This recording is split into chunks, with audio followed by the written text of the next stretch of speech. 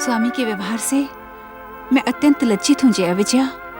स्वामी असमय स्नान गृह में चले आए और तुम लोगों को वहां से भागना पड़ा। इसमें लज्जित होने की कौन सी बात है सखी पार्वती?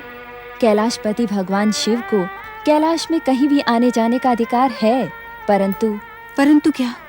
परंतु तुम्हारे एकांत और स्नान आदि के समय कोई बाधा न पहुंचे, इसका उपाय तो तुम्हें करना ही होगा। कैसा उपाय? साधारण सी बात है। तुम अपने स्नान घर के द्वार पर अपना एक प्रहरी नियुक्त कर दो। प्रहरी तो था। नंदी मेरी आज्ञा से द्वार पर ही खड़ा था। नंदी तो शिवजी के गण हैं, गणों में अध्यक्ष हैं वो तुम्हारी आज्ञा क्यों मानेंगे? शिवजी के सामने उनका नतमस्तक हो जाना उचित है सखी पार्वती। सत्य है, शिवगण महादेव के सेवक हैं, वे तुम्हारा आदेश नहीं मानेंगे। तो मैं क्या करूं? इसका निर्णय तो तुम्हें ही करना है, क्योंकि यह तुम्हारा व्यक्तिगत विषय है। मेरा परामर्श मानो तो कुछ दिनों के लिए हिमाचल चलकर रहो। नहीं जया, बार बार मुझसे एक ही बात न कहलवाओ। इस समय मैं कैलाश छोड़कर कहीं नहीं जा सकती। पिताश्री और माताश्री की व्यग्रता का ध्यान है मुझे, किंतु मैं विवश हूँ। यदि तुम अपनी विवशता के कारण हिमाचल महल आने की इच्छुक नहीं हो तो हमें आज्ञा दो। हाँ।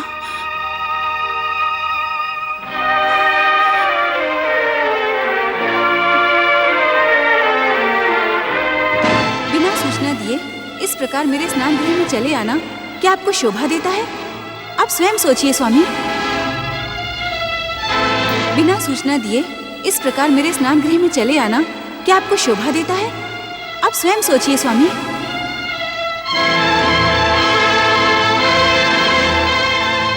बिना सूचना दिए इस प्रकार मेरे स्नान गृह में चले आना क्या आपको शोभा देता है? आप स्वयं सोचिए स्वामी।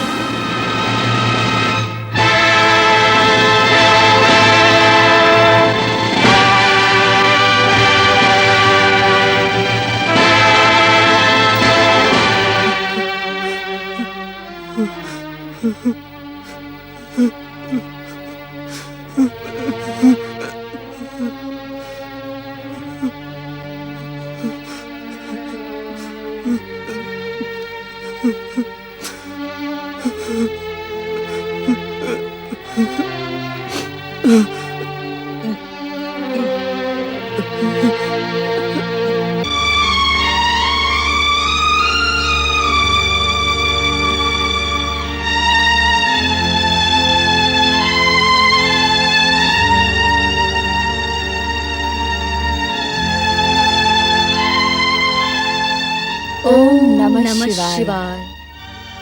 जया विजया, तुम दोनों तो अपने प्राणों से प्रिय सखी पार्वती को हिमालय राजमहल ले जाने के लिए आई थी ना?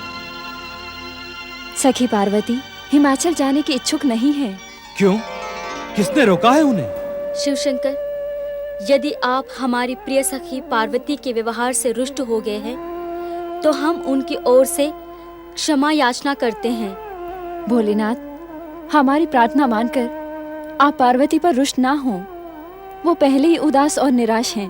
देवी पार्वती की उदासी और निराशा का कारण कहीं हम तो नहीं?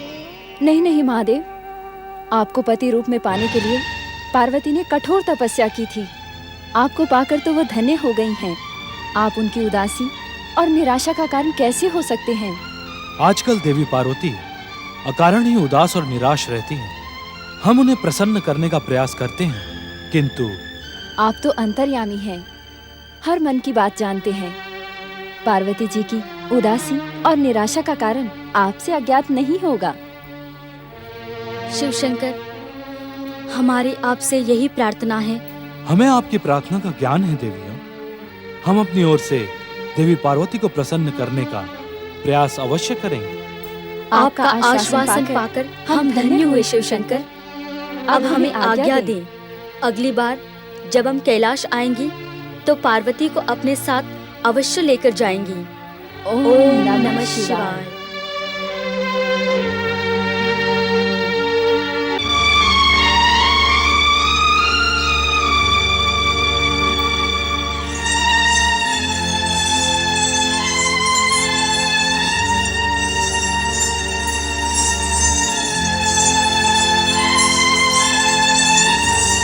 नंदी भैया, कैलाश पर ये क्या हो रहा है? भृंगी भैया, यहाँ घटित घटनाओं को देखकर हम स्वयं चकित और उद्विग्न हो गए हैं। ऐसा प्रतीत होता है कि संसार में अघटित घटित होने वाला है।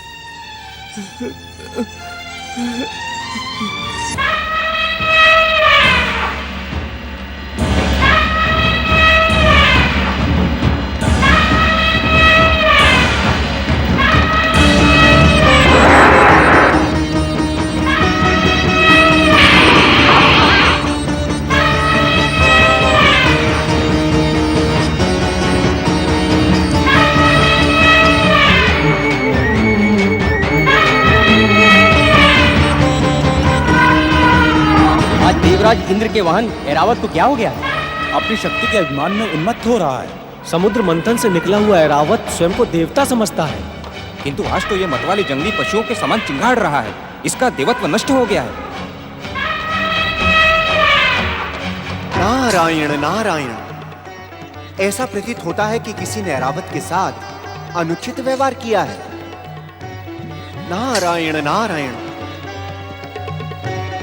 देवगण, आपको ऐरावत निंदा छोड़कर ऐरावत को उन्मत्त होने के कारण का पता लगाना चाहिए।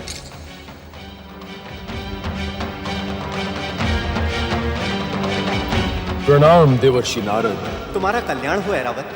देवर्षि, क्या आप भी इनकी भांति ये समझ रहे हैं कि मैं उन्मत्त हो गया हूँ? नहीं नहीं ऐरावत, बिल्कुल नहीं। यदि तुम उन्मत्त होते तो इस प्रकार मुझे प्रणाम नहीं करते। हाँ, तुम्हारा ये व्यवहार भी शोभनीय नहीं है। नारायण नारायण।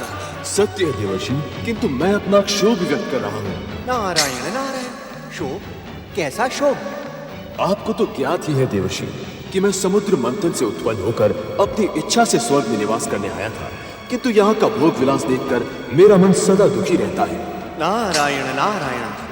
देवर्षि, आज देवराज इंद्र ने ही नहीं, देवी शची ने भी जंगली पशु कहकर मेरा भयानक अपमान किया है। नारायण नारायण। आपको भली भांति ज्ञात है देवर्षि कि मैं किसी देवता से कम चमत्कारी नहीं, अपितु मेरी दिव्य शक्तियां इन देवताओं से अधिक हैं। त्रिदेवों और परम देव श्री महागणेश की इच्छा के कारण मैं देवराज इंद्र का वाहन बना, किंतु इसका ये अर्थ तो नहीं कि मैं पशु तुल्य हूं। नारायण नारायण। गजराज ऐरावत, आप सत्य कह रहे हैं। आप अतुल्य शक्ति के स्वामी हैं। सत्य तो यह है ऐरावत राज कि स्वर्गाधिपति देवराज इंद्र की शोभा आपसे ही है। उन्हें आपका पर्याप्त सम्मान करना चाहिए। धन्यवाद देवर्षि। देवर्षि, आप इस पशु की व्यर्थ ही प्रशंसा कर रहे हैं। तनिक सोचा देवर्षि, क्या परमदेव श्री महागणेश और त्रिदेवों की कृपा पा जाने से ये ऐरावत देवता बन जाएगा, हमसे अधिक शक्तिशाली हो जाएगा? देवर्षि, ऐरावत पशु है और पशु ही रहेगा।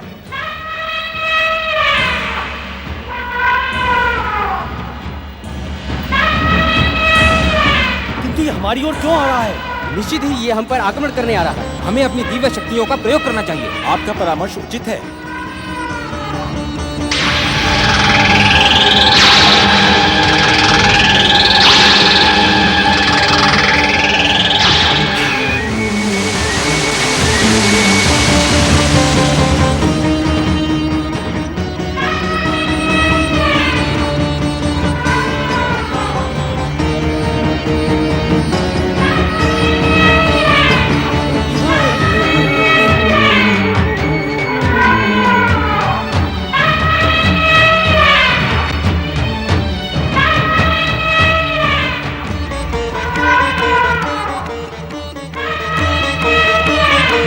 नारायण नारायण।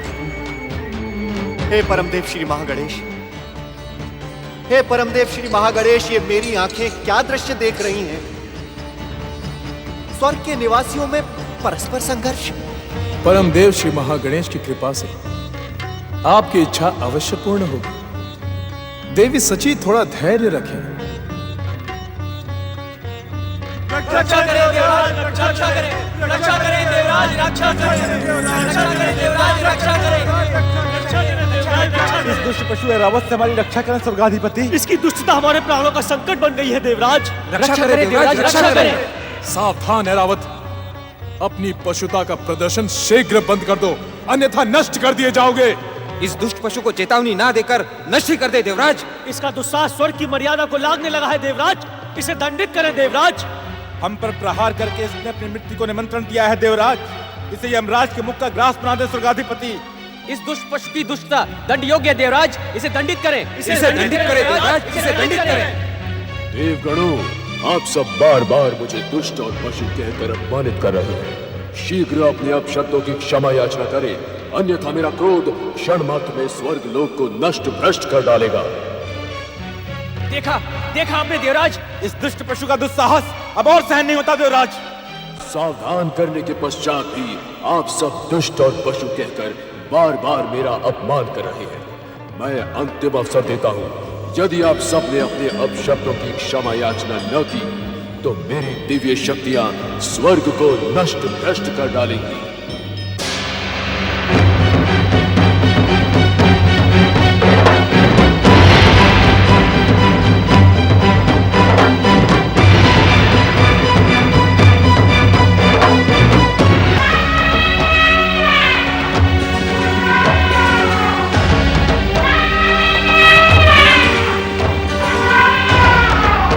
मेरे आदेश के पश्चात भी तुमने अपने पशुता का प्रदर्शन बंद नहीं किया ऐरावत। मेरे बार बार कहने पर भी आप सब मेरा अपमान कर रहे हैं। अब मेरा क्रोध प्रतीक्षा नहीं कर सकता। मैं अपनी दिव्य शक्तियों से स्वर्ग लोक को नष्ट भ्रष्ट कर डालता हूँ।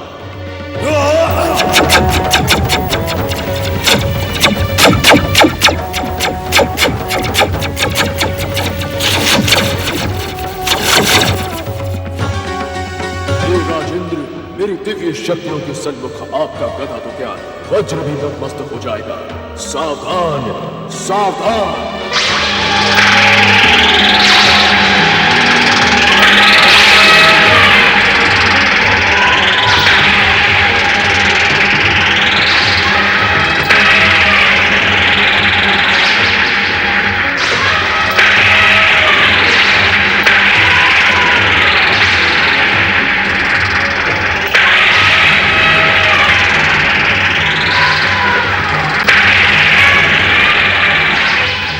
शक्तियों के कारण तुम अहंकारी और दुष्ट हो गए हो ऐरावत। जाओ, मैं तुम्हें श्राप देता हूं, तुम्हारी दिव्य शक्तियां नष्ट हो जाएं, स्वर्ग से तुम पतित हो जाओ।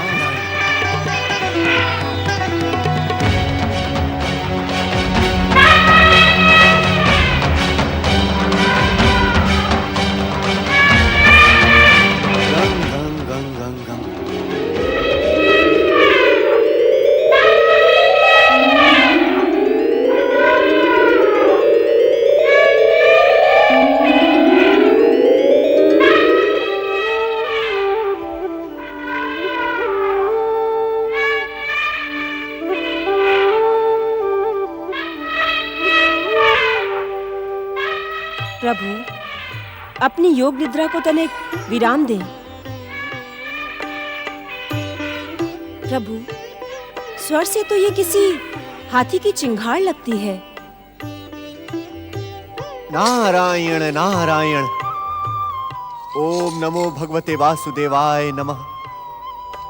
प्रणाम माता लक्ष्मी।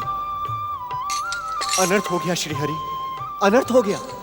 देवराज इंद्र ने समुद्र मंथन से निकले गजराज ऐरावत को श्राप देकर उसे पृथ्वी लोक में पतित कर दिया। प्रभु, देव और दानवों के संयुक्त प्रयास से मेरे साथी गजराज ऐरावत समुद्र मंथन द्वारा प्रकट हुए थे। देवराज इंद्र का यह दुस्साहस भयानक अपराध है। नारायण नारायण। श्रीहरि, देवराज इंद्र एवं देवताओं के अपशब्दों से अपमानित गजराज ऐरावत ने बार बार देवताओं को सावधान किया, किंतु देवराज इंद्र के क्रोध एवं श्राप के कारण अंत में गजराज ऐरावत को पृथ्वी लोक में पतित होना ही पड़ा। नारायण नारायण। प्रभु, देवराज इंद्र के इस दुस्साहस को आप प्रताड़ित करें। देवी लक्ष्मी, आप देवराज इंद्र को प्रताड़ित करने के लिए इसी कारण कह रही हैं ना, क्योंकि गजराज ऐरावत आपके साथ समुद्र मंथन से निकले थे। निसंदेह दिव्य गजराज ऐरावत को पाकर देवराज इंद्र के यश में वृद्धि हुई थी। गजराज का अपमान और उनको शापित कर देवराज इंद्र ने अनुचित कार्य ही किया है। नारायण नारायण श्री हरि। वैसे तो परमदेव श्री महागणेश के इस इच्छा संसार में सब कुछ उन्हीं की इच्छा से घटता है, किंतु गजराज ऐरावत के पृथ्वी लोक में पतित होने से पृथ्वी लोक एवं स्वर्ग लोक में क्या दुष्प्रभाव पड़ेगा? देवर्षि नारद, देवी लक्ष्मी, विध्वंस रचना का प्रारंभ है। इंद्र और ऐरावत जिस लीला के निमित्त बने हैं उसका भविष्य अत्यंत सुखद होगा। इस कारण आप दोनों इस घटना को लेकर उद्विग्न ना हो। हर क्रिया की एक प्रतिक्रिया होती है। इस घटना को देखकर हम इस समय इतना ही कह सकते हैं कि इस घटना का परिणाम दूरगामी और शुभ होगा। आज गजराज ऐरावत को इंद्र के द्वारा अपमानित और पतित होना पड़ा है, किंतु इंद्र का यह शाप ऐरावत के भविष्य में शाप नहीं, वरदान बन जाएगा। उसका सुमंगल होगा। सुमंगल। नारायण नारायण। हुआ वो उचित नहीं था।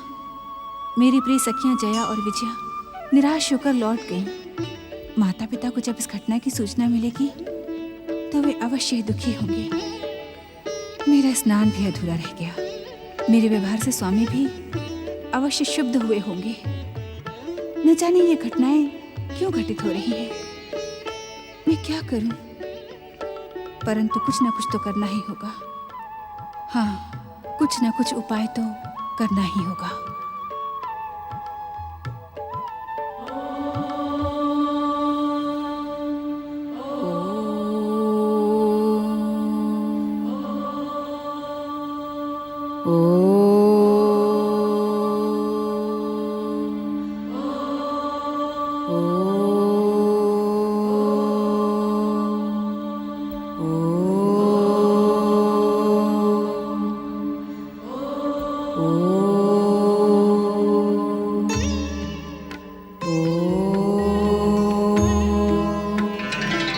देवी पार्वती, श्री महागणेश की पूजा के संकल्प के साथ तुम्हारा जो स्नान अधूरा रह गया था उसे पूर्ण करो। शक्ति, पहले तुम मुझे ये बताओ, ये अघटित घटित कैसे हो गया? पार्वती, जो कुछ भी घटित हुआ वो परमदेव श्री महागणेश की इच्छा अनुसार ही हुआ। परमदेव श्री महागणेश की इच्छा अनुसार? हाँ पार्वती, तुम पल प्रतिपल हमारी जन्म जन्मांतर की अपूर्ण मनोकामना को पूर्ण करने की दिशा में ही बढ़ रही हो। ये घटनाएं तुम्हें उसी पूर्णता की ओर ले जाएंगी। किंतु शक्ति, देवी पार्वती, बीती हुई घटना पर इस समय बात करना व्यर्थ है। तो मैं क्या करूं? अपने अपूर्ण संकल्प को पूर्ण करो पार्वती। व्यर्थ के वाद विवाद से उद्विग्न होने के स्थान पर संपूर्ण संकल्प स्नान का आयोजन करो। संपूर्ण स्नान का आयोजन अर्थात?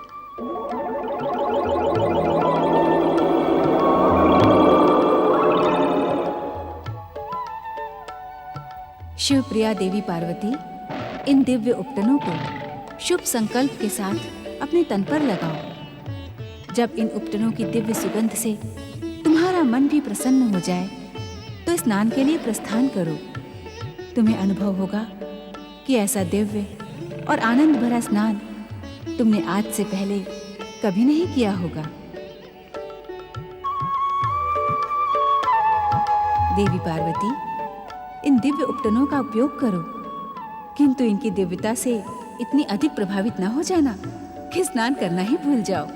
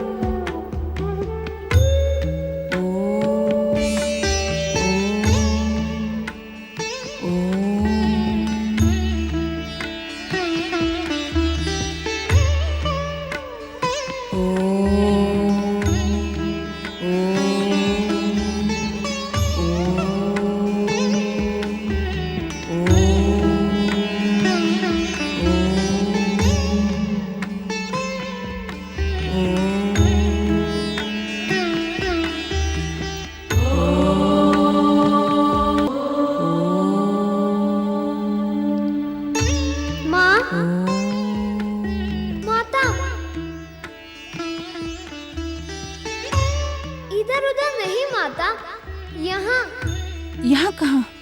यहाँ माता, यहाँ आपके ही तन की दिव्य आभा में तो मैं समाया हूँ।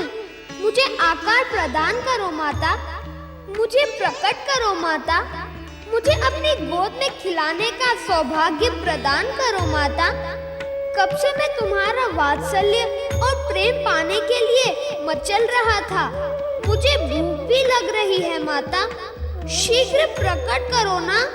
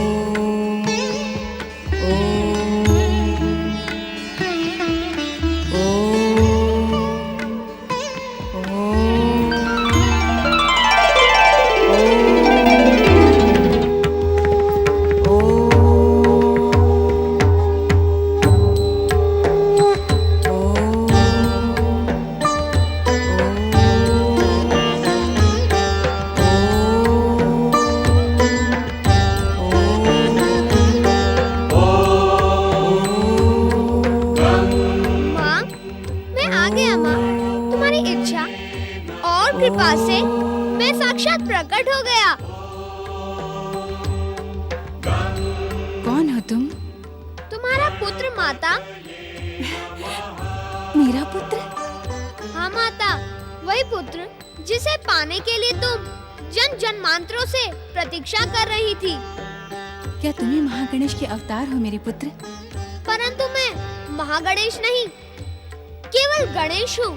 मुझे गौरी पुत्र गणेश कहकर पुकारो ना माता।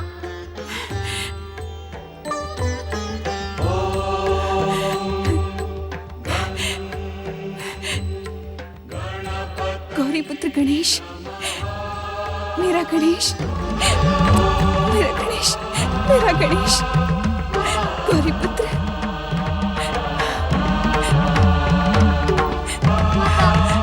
मेरा पुत्र, माता, मेरा पुत्र, माता, माता, मेरा पुत्र गणेश, माता, माता,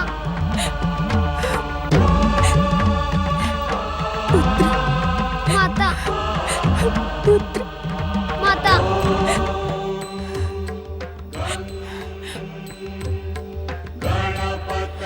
गणों में श्रेष्ठ, गणों के ईश्वर, गौरी पुत्र गणेश, कहो मैं तुम्हारा क्या प्रिय करूं? प्रिय तो आपने कर दिया माता। कैसे पुत्र? मुझे आकार प्रदान करके जन्म देने और आकार प्रदान करने वाली माता का स्थान तो भगवान से भी श्रेष्ठ होता है। माता, पुत्र संसार के हर ऋण से मुक्त हो सकता है, किंतु माता के ऋण से किसी भी प्रकार मुक्त नहीं हुआ जा सकता। तुम तो बहुत बुद्धिमान हो गणेश। तुम्हारा पुत्र जो हूँ माता, अब आप मुझे आज्ञा दीजिए कि मैं आपकी क्या सेवा करूँ? तुम मेरी सेवा करोगे? हाँ माता, माँ की सेवा करना तो पुत्र का कर्तव्य ही होता है। मेरा पुत्र, मेरा पुत्र गणेश। माता, तुम्हारे हृदय में तो आनंद का सागर हिलोरे ले रहा है। उसी आनंद का मैं अनुभव कर रहा हूँ। पुत्र गणेश, मेरा पुत्र गणेश। माता, पुत्र, माता, गौरी पुत्र गणेश, मेरा पुत्र। माता। देवी पार्वती, इन दिव्य उपकरणों का उपयोग करो, किंतु इनके दिव्यता से इतनी अधिक प्रभावित न हो जाना कि स्नान करना ही भूल जाओ। पुत्र गणेश, मैंने श्री महागणेश की पूजा का संकल्प किया है। मैं स्नान करने स्नानगृह जा रही हूँ। तुम यहाँ मेरे प्रहरी बनकर द्वार पर ही खड़े रहना, किसी को भी भीतर ना आने देना। मेरे रहते हुए कौन भीतर आएगा माता?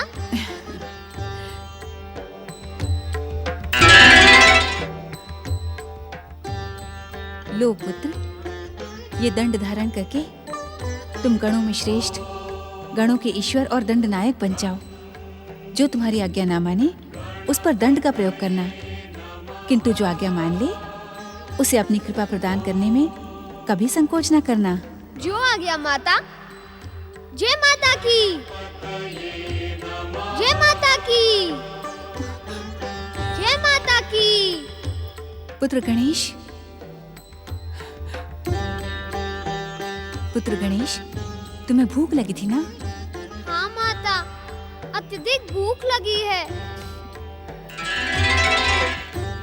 पुत्र गणेश, इन स्वादिष्ट मोदकों का भोग लगाओ, इससे तुम्हारी भूख शांत हो जाएगी। किंतु पुत्र, इस द्वार पर डटे रहना, जब तक मैं लौट कर ना आऊं, यहीं पर पहरा देना। जय माता की। माता, आप निश्चिंत होकर स्नान करने जाइए, मैं यहाँ डटा रहूंगा। जय माता की।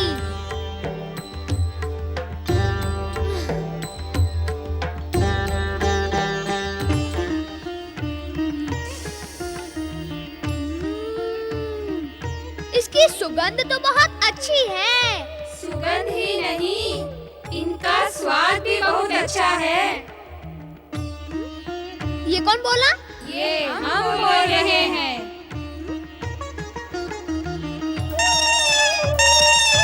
अरे, ये मोदक कहाँ गए? हम यहाँ हैं। चले गए? पहले आप ये बताइए कि आप कौन हैं? हम श्री गणेश हैं। श्री गणेश?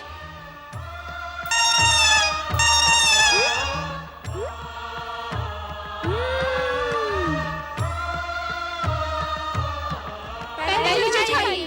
पहले मुझे खाएं। पहले मुझे खाएं। पहले मुझे खाएं। पहले मुझे खाएं। नहीं श्री गणेश, पहले मेरा भोग लगाएं। आप सभी धैर्य धरें, मैं सबका भोग लगाऊंगा।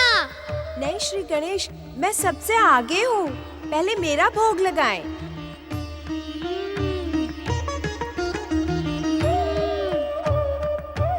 अति स्वादिष्ट। जय माता की। ओम नमः शिवाय, ओम नमः शिवाय, ओम नमः शिवाय, ओम नमः शिवाय, ओम नमः शिवाय, ओम नमः शिवाय, ओम नमः शिवाय, ओम नमः शिवाय, ओम नमः शिवाय, ओम नमः शिवाय, ओम नमः शिवाय, ओम नमः शिवाय, ओम नमः शिवाय, ओम नमः शिवाय। नंदीश्वर, आज्ञा करें प्रभु। देवी जया और विजया को हमने आश्वस्त किया था कि हम देवी पार्वती को प्रसन्न करने का प्रयास करेंगे, परंतु हमें ध्यान ही नहीं रहा। तुमने हमें इस बात का स्मरण क्यों नहीं करवाया? क्षमा करें भोलेनाथ, स्मरण कराने पर तो आप क्रोधित हो जाते हैं और त्रिशूल से प्रहार कर बैठते हैं। अभी तक उस घटना का दुख तुम्हारे भीतर है।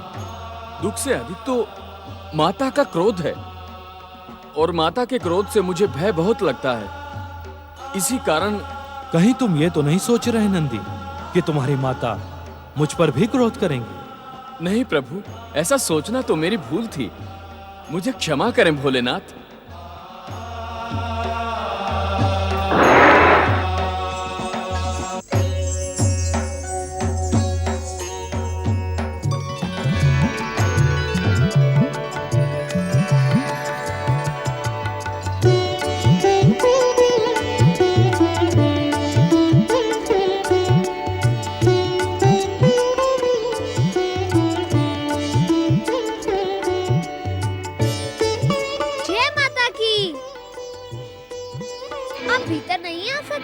माता की आज्ञा है, लौट जाए यहाँ से। तुम कौन हो मुझे रोकने वाले? मैं कौन हूँ? अपनी माता का पुत्र हूँ। माता का पुत्र? मैंने तुम्हें पहले कभी नहीं देखा यहाँ पर। न जाने कहाँ से चले आए और अपने आप को माता का पुत्र कह रहे हो। चल हट जा मेरे मार्ग से। माता ने कहा था डट जाओ और ये कह रहे हैं हट जाओ। महोदय, मुझे हटना ही होता तो आपको रोकता है क्यों? आप इतनी सी भी बात समझ नहीं पा रहे। हम इस कैलाश के स्वामी हैं। ये संपूर्ण कैलाश हमारा है। हम कहीं भी जा सकते हैं। हमें रोकने वाले तुम कौन होते हो? चल मेरे मार्ग से हट जा। व्यर्थ का विवाद न बढ़ाएं कैलाशपति, मैं आपको भीतर नहीं जाने दूंगा। तू जानता है हम कौन हैं? संसार हमें महादेव कहता है। आप महादेव हो, आदि देव हो, परम देव हो अथवा देवों के देव हो, इससे मेरा कोई संबंध नहीं, किंतु मैं आपको भीतर नहीं जाने दूंगा। हठी बालक, व्यर्थ का हट न कर। क्यों न करूं हट? आपकी बात मानकर अपनी माता की आज्ञा से विमुख हो जाऊं? असंभव। कौन है तेरी माता? जो मेरी माता को नहीं जानता वो कुछ नहीं जानता, और जो कुछ नहीं जानता उसे मैं क्यों जाने दूं? मैं आपको भीतर नहीं जाने दूंगा। मन को आनंद पहुंचाने वाले प्रिय बालक। मैं बालक अवश्य हूँ, किंतु माता की आज्ञा का कट्टर पालक भी हूँ, और उनमें से नहीं हूँ जो अपनी प्रशंसा सुनकर प्रसन्न हो जाए और अनुचित समय पर प्रवेश करने वाले को मार्ग दे दे। बालक, ये तो तुम्हारी कर्तव्य निष्ठा है। मेरी कर्तव्य निष्ठा की प्रशंसा करने के लिए धन्यवाद, किंतु मेरी प्रशंसा से यह मार्ग खुल नहीं सकता, अपितु आपका मार्ग और कठिन हो गया है, क्योंकि मुझे प्रशंसा से नहीं कर्म से प्रेम है। तो मुझे अपना कर्म करने दे। तू अपना कर्म कर। आपका मार्ग रोकना ही तो मेरा कर्म है। माता की आज्ञा के बिना मैं आपको भीतर प्रवेश करने नहीं दूंगा। कौन है तेरी माता? अब आए ना मेरे मार्ग पर। क्या पूछते हैं आप? मेरी माता अखिल ब्रह्मांड की स्वामिनी है, राज राजेश्वरी है, माता गौरी है और मैं उनका पुत्र गौरी पुत्र गणेश हूँ। जय माता की। गौरी पुत्र गणेश? किंतु गौरी ने तुम्हें कब जन्म दिया? ये तो हमें ज्ञात ही नहीं। ज्ञात होगा भी कैसे, क्योंकि मैं अजन्मा हूँ, अविनाशी, परम पुरुष, पुरुषोत्तम, शुद्ध, बुद्ध और नित्य। अजन्मे, अविनाशी, नित्य, शुद्ध, बुद्ध और मुक्त गौरी पुत्र गणेश, जाओ और अपनी माता से पूछ कर आओ कि महादेव द्वार पर खड़े हैं और भीतर आने के इच्छुक हैं। जब संसार आपको महादेव कहता है, तब तो अवश्य आप परम ज्ञानी, परम ध्यानी, महासाधक, परम योगी और बुद्धिमान होंगे, किंतु मेरा बुद्धिहीन तो मैं भी नहीं हूँ। अर्थात का अर्थ भी नहीं समझे। मैं माता की आज्ञा लेने भीतर जाऊं और आप मुझे द्वार पर ना पाकर भीतर प्रवेश कर जाएं। मेरी माता की आज्ञा का उल्लंघन हो जाए। आपकी चतुराई धन्य है महादेव। हठी बालक, हट जा मेरे मार्ग से, अन्यथा क्या युद्ध करेंगे? तो आ जाए रण क्षेत्र में। छोटा होकर बड़ी बड़ी बातें करता है। उसका कारण ये है कि आप बड़े होकर छोटी छोटी बातें कर रहे हैं। युद्ध के विषय में क्या विचार है? वाचाल बालक!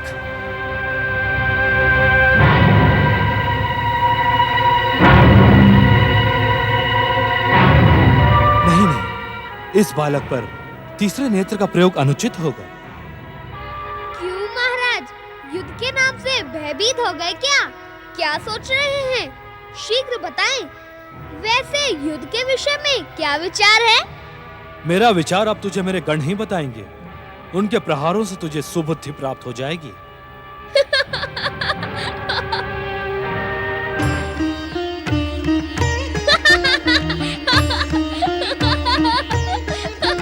धन्य है महादेव, गणपति को गणों से सुबुद्ध कराएंगे।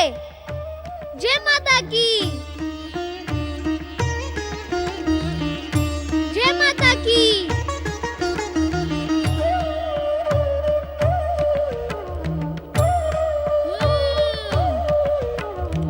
अति उत्तम।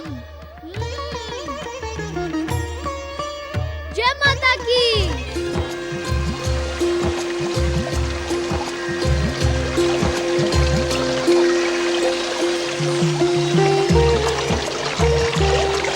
मुझे गौरी पुत्र गणेश कहकर पुकारो ना माता। गौरी पुत्र गणेश, मेरा गणेश, मेरा गणेश, मेरा गणेश। गौरी पुत्र, गणों में श्रेष्ठ, गणों के ईश्वर, गौरी पुत्र गणेश, कहो मैं तुम्हारा क्या प्रिय करूं? प्रिय तो आपने कर दिया माता। कैसे पुत्र? मुझे आकार प्रदान करके। जन्म देने और आकार प्रदान करने वाली माता का स्थान तो भगवान से भी श्रेष्ठ होता है।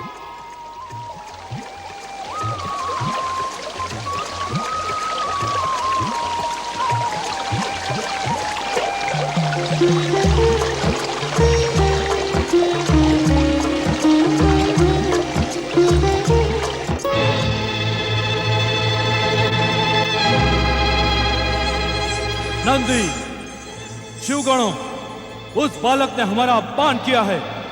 उसे देवी पार्वती के स्नान गृह के द्वार से शीघ्र हटा दो। तुमने सुना नहीं हमने क्या कहा? सुना भोलेनाथ, किंतु समझ में नहीं आ रहा है। हमने तो कैलाश में कोई बालक नहीं देखा। तो क्या हम असत्य कह रहे हैं? तुम सबको हमारी बात पर विश्वास नहीं है क्या? चलो चलो शिव आज्ञा का पालन करें। चलो चलो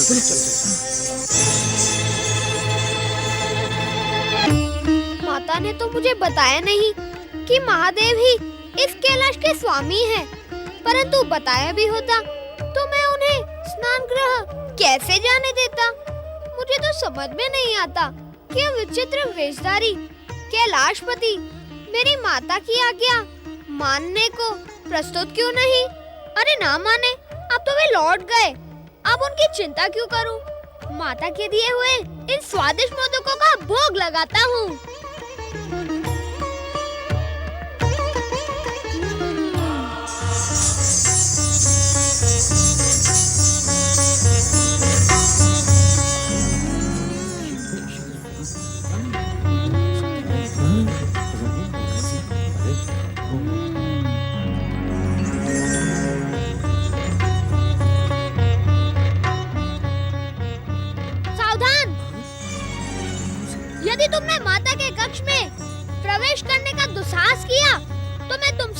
सर्वनाश कर दूंगा।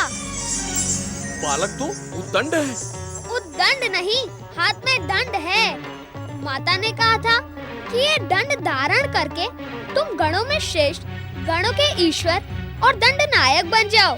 जो तुम्हारी आज्ञा न माने उस पर इस दंड का प्रयोग करना, किंतु जो आज्ञा मान ले उसे अपनी कृपा प्रदान करने में कभी संकोच न करना। अब तुम सब बताओ कि तुम लोग मेरी आज्ञा मानोगे या इस दंड की? बातें तो बड़ी बड़ी करता है। प्रहार उससे भी बड़ा और भयानक करता हूँ। हम शिव के गण हैं। हमें प्रहार की भाषा से भयभीत मत कर। पहले तू ये बता कि कैलाश पर आया किधर से? अरे उधर तो माता का कक्ष है, तू वहाँ से आया है? तू सच सच बता, मेरी दृष्टि से बचकर तू यहाँ कैसे आया? शरीर तो इतना भारी भरकम है, किंतु बुद्धि तो एकदम छोटी सी है। क्या तुम इतना भी नहीं समझते कि माता के पास आने के लिए किसी मार्ग की आवश्यकता नहीं है? नंदी महाराज, बालक तो चतुर एवं बुद्धिमान प्रतीत हो रहा है। अब हम क्या करें? कुछ ना कुछ तो करना ही होगा। स्वामी का आदेश जो है ना।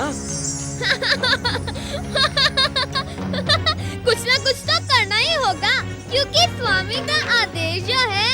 अपने से बड़े की नकल उतारता है। तुम्हारी बुद्धि तो सती ही अज्ञानी पशुओं जैसी है। क्या तुम्हें इतना भी ज्ञान नहीं कि छोटे ही बड़ों की नकल उतारते हैं, बड़े थोड़े ही छोटे की नकल उतारते हैं? वाचाल बालक, हट जा द्वार से। तुम्हारे स्वामी को द्वार से लौटा दिया तो तुम सोच रहे हो कि मैं तुम्हें भीतर जाने दूंगा? भाग जाओ यहाँ से, मेरा क्रोध न जगाओ, अन्यथा माता के दिए इस दंड से तुम सब पिटोगे। भाग जाओ, जाओ।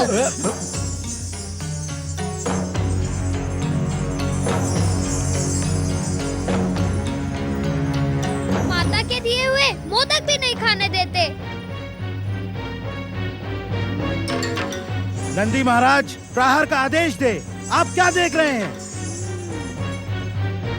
ये माता का दिया हुआ स्वादिष्ट मोदक देख रहे हैं।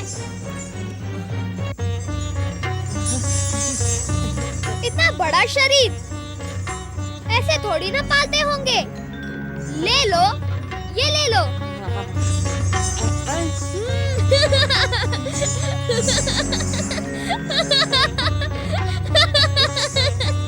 ऐसे थोड़ी ना मिलेंगे माता के दिए हुए स्वादिष्ट मोदक। पहले हमारी कृपा प्राप्त करो। तू मुझसे परिहास करता है। आवश्यकता पड़ी तो प्रहार भी करूंगा। तू ऐसे नहीं मानेगा। मूर्खो, हंसते क्या हो? पकड़ लो इस उद्दंड बालक को। इनके पास ले चलो।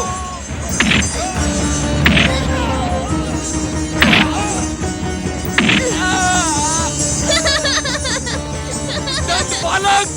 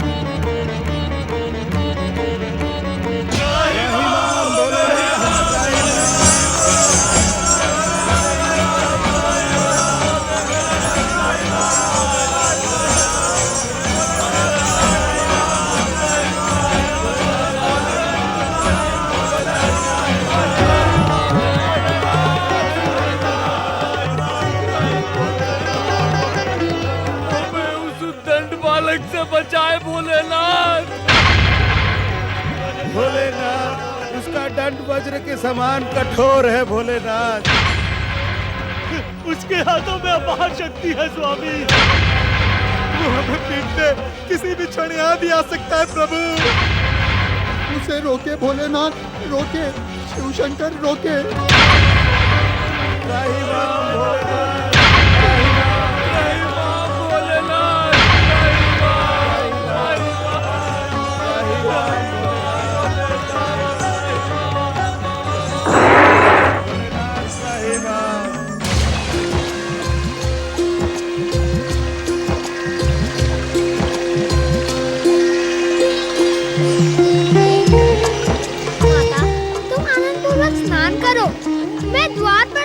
आज्ञा का पालन कर रहा हूँ। मेरी इच्छा के बिना स्नान गृह में कोई भी प्रवेश नहीं करेगा।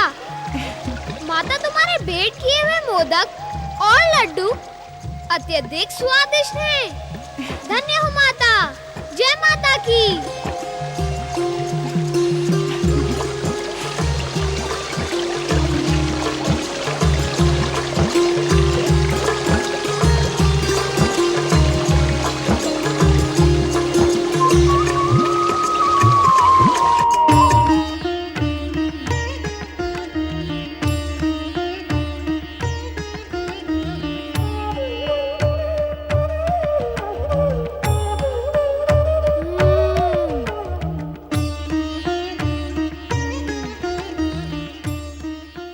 अब किसी का साहस माता के द्वार में आने का नहीं होगा।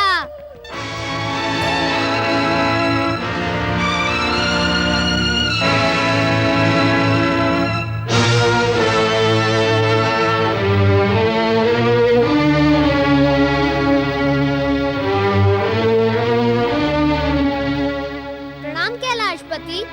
आपका यहाँ पुनः पधारने का कारण कहीं ये स्वादिष्ट मोदक तो नहीं? हमसे परिहास न कर उद्दंड बालक। तूने शिवांश से जन्मे नंदी और हमारे प्रिय शिव गणों को अकारण ही पीट कर हमारे क्रोध को जगा दिया है। आप कैलाशपति हैं। स्वयं को महादेव भी बता रहे थे। महादेव को अकारण ही क्रोध करना शोभा नहीं देता। क्रोध का त्याग करें महादेव और माता के दिए इन स्वादिष्ट मोदकों का भोग लगाएं। अपनी दुष्टता का त्याग कर हटी बालक। अब आप स्वादिष्ट मोदकों का भोग लगाने के इच्छुक नहीं तो मैं ही लगा लेता हूँ।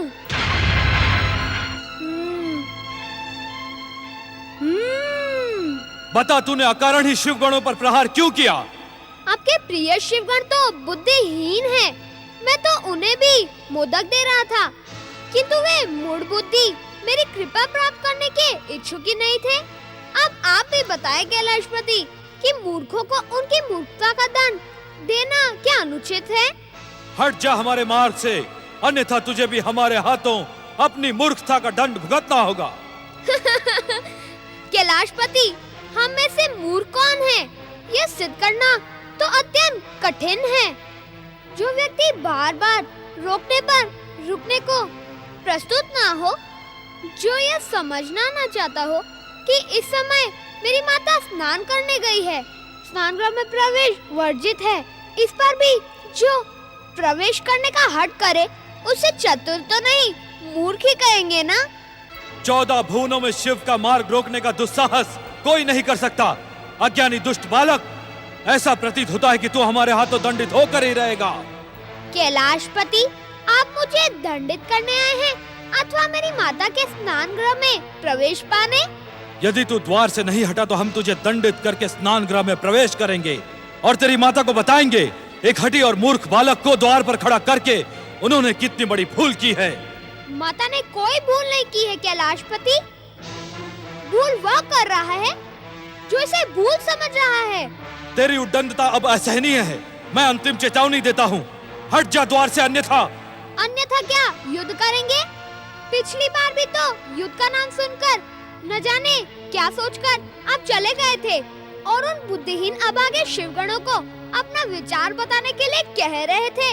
शिवगण गणपति को आपका विचार बता न पाए, किंतु आपको मेरा विचार तो अवश्य ज्ञात हो गया होगा। अब मेरा विचार ज्ञात करने के लिए तू इस संसार में जीवित नहीं रहेगा। शिवगणों की दुर्दशा देखकर भी आप ये बात कहने का साहस रखते हैं? निसंदेह कैलाशपति, आपका साहस प्रशंसनीय है। मैं आपके साहस पर प्रसन्न हो गया। लो, मेरी प्रसन्नता के कारण ही इस दिव्य और स्वादिष्ट मोदकों का भोग लगाओ। उद्दंड बालक! यदि आप भोग लगाने के इच्छुक नहीं, तो मैं क्या कर सकता हूँ? मैं ही लगा लेता हूँ इन स्वादिष्ट मोदकों का भोग।